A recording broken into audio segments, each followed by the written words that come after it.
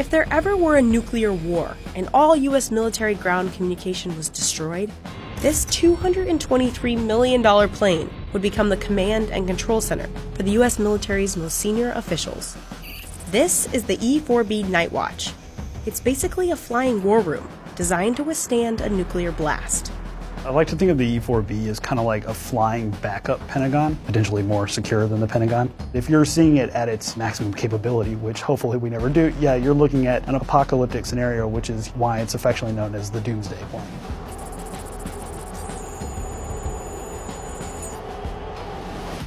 Four E-4Bs make up the National Airborne Operations Center, and the U.S. Air Force is responsible for the operation of all four of them, out of Offutt Air Force Base, near Omaha, Nebraska. The retrofitted Boeing 747s were made for war. Originally designed in 1973, the E-4 series planes were thought to be the best way a president during the Cold War might survive a nuclear explosion. And since their inception, one of the Doomsday planes has stood on alert 24/7.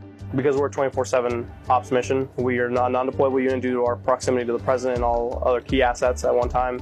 But day-to-day it is highly important because we can assume the role of a primary command center, much like the Pentagon is, much like STRATCOM can be. We can assume that role in the air as well. In the immediate aftermath of a nuclear blast, the President, the Secretary of Defense, and the Joint Chiefs of Staff would all be safe aboard the E-4B. From there, they could order nuclear strikes or execute emergency war orders. And while the majority of the E-4B's capabilities are classified, we do know a few things. The plane has 3 decks and can hold a crew of up to 112 people. With 4 massive engines, the E-4B can fly for 12 hours straight without refueling. But with aerial refueling capabilities, it could theoretically fly for several days. It costs nearly $160,000 per hour to fly the E-4B, making it the most expensive airplane the Air Force operates. And it's built to survive a nuclear blast. To prevent radiation, the windows have a wired mesh, similar to what you'd see on the window of a microwave. Equipment and wiring on board are hardened to survive an electromagnetic pulse. There's also thermal and nuclear shielding, and direct fire countermeasures. Aboard the plane, space is broken down to optimize war coordination. At the front of the plane, executive quarters house the senior military officials. The upper rest has 18 bunks available for the Air Force crew. They work 24-hour, 7-day shifts and sleep on board. Beneath that is the secure conference room, where the Joint Chiefs, President, and Secretary of Defense can give war orders. The briefing room is where officials can update the traveling press or battle staff on strategy and coordination efforts. In the center of the plane, officers from every branch of the military will hammer out a strategy in the event of a crisis. This space is known as the battle staff room, and all outside communication happens at the back of the aircraft, from the communication and technical control room. From here, operators can communicate with virtually anyone in the world, in any situation. It's designed that in the most austere environments during or after a nuclear war, it survives and can communicate from the most cutting-edge communications technology to old, antiquated communications technology. We have the ability to endure and communicate with fielded forces and the rest of the U.S. government.